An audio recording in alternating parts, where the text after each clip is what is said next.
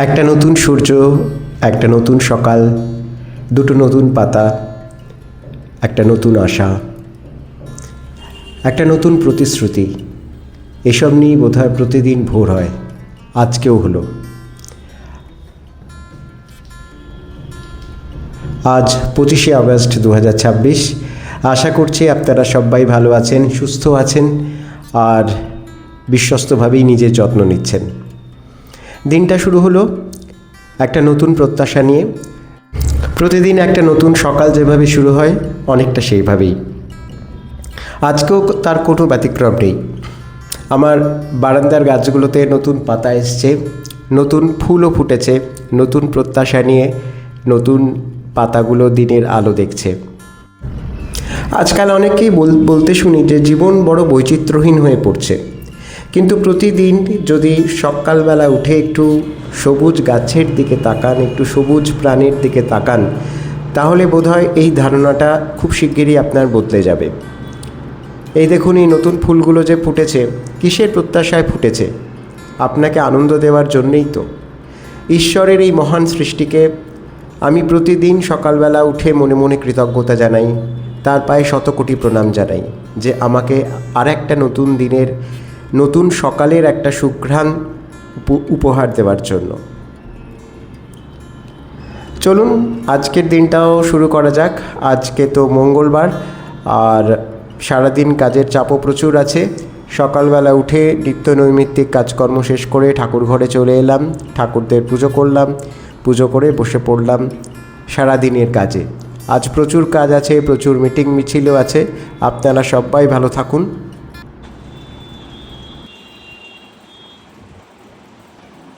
অনেকদিন ফ্রুট ব্রেকে আপনাদের সঙ্গে কথা হয় না, তাই ভাবলাম আজকে একবার কথা বলি। গত সপ্তাহে তো আমি ইসকন গেছিলাম। আমি ইসকনের জীবনযাত্রার কিছু ডেসক্রিপশনও আপনাদের সামনে রেখেছিলাম। আপনারা দেখলাম অনেকেই সেটা পছন্দ করেছেন। তো আমি গতকালও একটা ঝুলন বাড়িতে গেছিলাম। আমার ঝুলন বাড়িটা ভীষণ ভালো লেগেছে। একটা অদ্ভুত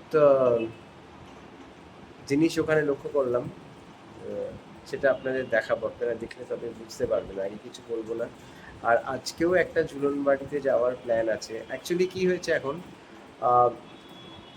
তিন্নি তো গ্লাসগো চলে যাবে, তো সেই জন্য ওর মানে 1 বছরের সমস্ত জিনিসপত্রগুলো, খুঁটিনাটি, এগুলো প্রত্যেক দিনই কিনতে বেরোতে হচ্ছে। তো তার ফাঁকে ফাঁকেই আমি চেষ্টা করছি যে কিছু কিছু জায়গায় যাওয়ার, সেখান থেকে আপনাদের জন্য কিছু ভালো ভালো জিনিস তুলে আনা। তো সেই জন্যে ধারাবাহিকভাবে আমি কিছু করতে পারছি না। আশা করি আপনারা ব্যাপারটা বুঝতে পারছেন না, আর আমাকে এই ব্যাপারে আপনারা মার্জনাও করবেন। সে যাই হোক, আপনারা সবাই কিন্তু খুব ভালো থাকবেন। হ্যাঁ, তাহলে পরে আবার কথা হচ্ছে। কাজকর্ম শেষ করতে করতে 7:30 বেজে গেল। 7:30টার সময় বেরোলাম, যাব একটু মানিকতলা। ওখানে শুনেছি একটা ঝুলনের মেলা বসেছে, সেটাও একটু দেখার ছিল, সঙ্গে সঙ্গে আপনাদেরকেও দেখাবো। কথা বলতে বলতে চলে এলাম মানিকতলার সেই ঝুলনের মেলায়। এটা চালতা বাগানে, চালতা বাগান ঝুলন বাড়ি। এটা যদি আপনি গুগলে সার্চ করেন, তাহলে অতি সহজেই আপনি এখানে পৌঁছে যাবেন। একটা যথার্থ মেলার যা থাকে, এই মেলাতেও তার কোনো ব্যতিক্রম নেই। সব কিছুই বসেছে, বাচ্চাদের কোলাহল থেকে শুরু করে বিভিন্ন বয়সী মানুষদের একটা উৎসাহ, সব কিছুই এখানে সমানভাবে উপস্থিত। আর এই দেখুন কত ভিড়। সবেমাত্র সন্ধে, এখন কটা বাজে? সন্ধে পেরিয়ে রাত্রি এখন প্রায় 8:30, তবুও মানুষজনের ভিড় কমেনি। আর দেখতে দেখতে চলে এসেছি আমি এই ঝুলন বাড়ির সামনে। চলুন তাহলে ভেতরে যাওয়া যাক, দেখি এখানে কীরকম ঝুলনের আয়োজন করা হয়েছে।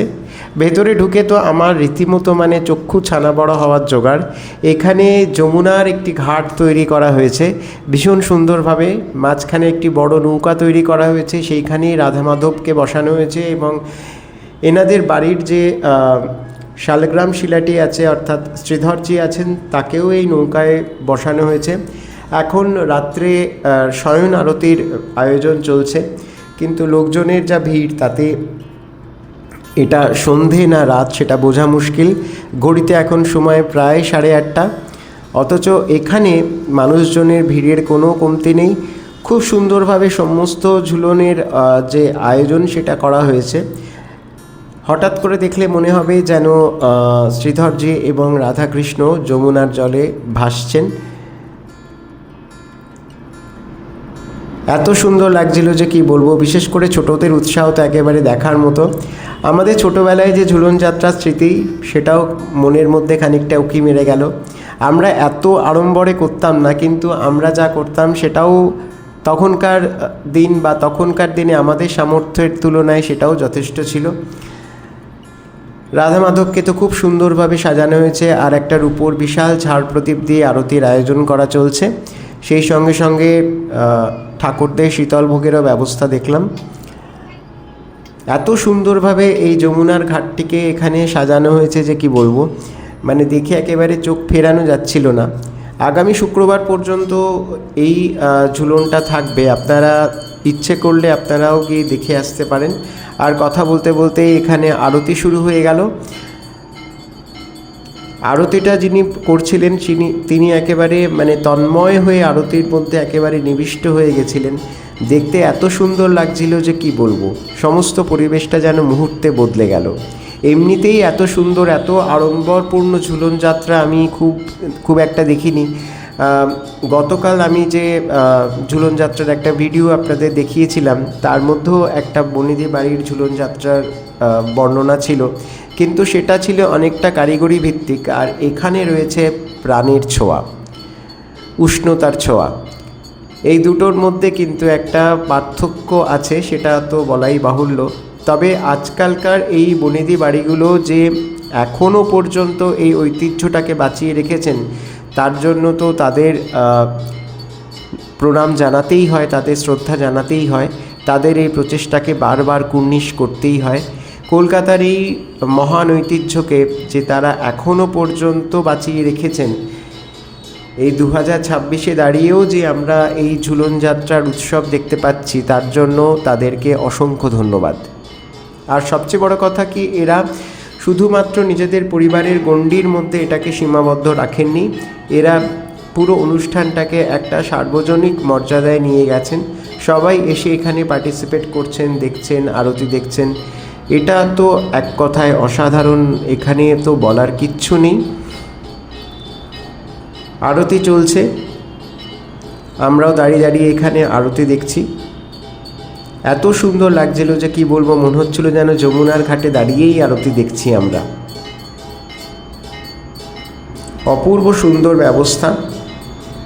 আর ভাবতেও একটা জিনিস খুব অবাক লাগে যে পুরো ব্যাপারটাই কিন্তু ভীষণভাবে অস্থায়ী। অর্থাৎ 3-4 দিনের যে এই আয়োজন, এত কষ্ট করে, এত পরিশ্রম করে এরা করেছেন, সেটা সত্যি মানে কি বলবো, বারবার এই পরিবারের প্রতিটি সদস্যের প্রতি আমার কৃতজ্ঞতা, মানে এটা ভাষায় প্রকাশ করা যাবে না। ছোটোবেলায় আমরাও ঝুলন যাত্রার উৎসব করতাম, তবে সেটা খুবই একটা সীমিত পরিকাঠামোর মধ্যে ছিল। তবে এই ধরনের একটা বিশাল আয়োজন এর আগে আমি কোনোদিনও দেখিনি। তবে এইখানে আরও একটি ঝুলন বাড়ি আছে, সেখানেও আমি গেছিলাম, সেটাও আপনাদের দেখাবো। সেটা তো আরও অনেক চিত্তাকর্ষক। তবে সেটা একটা স্থায়ী মন্দির, কিন্তু এখানে এই আয়োজনটা কিন্তু পুরোপুরি অস্থায়ী। এদের ঠাকুর দালান কোথায় সেটা আমার জানার কোনো উপায় নেই, কিন্তু এখানে যে এরা এই ছোট্ট উঠোনটার মধ্যে যে আয়োজনটা করেছেন, সেটা সত্যি কি বলবো, মানে ভাষায় প্রকাশ করা যাবে না। পরিবারের এক সদস্য সবাইকে ঠাকুরের আশীর্বাদ নেওয়ার জন্য সুযোগ করে দিলেন, আমিও নিলাম।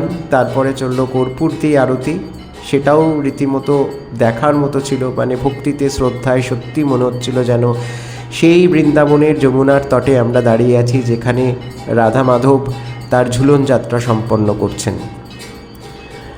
আরতি দেখে আবার চলে এলাম মেলার জায়গায়। মেলাটা বসেছে এই বাড়ির সামনে রাস্তাটাতে।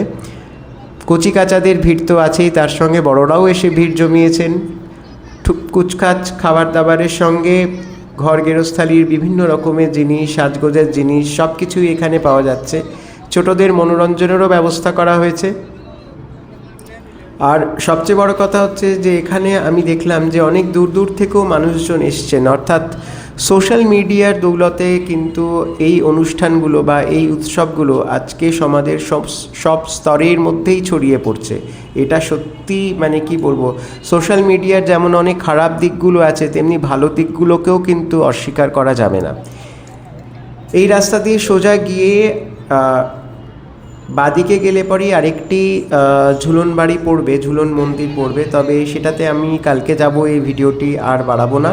আপনারা সবাই ভালো থাকবেন এবং আমার চ্যানেলটি সাবস্ক্রাইব করে আমার পাশে থাকবেন। আগামীকাল আবার দেখা হবে।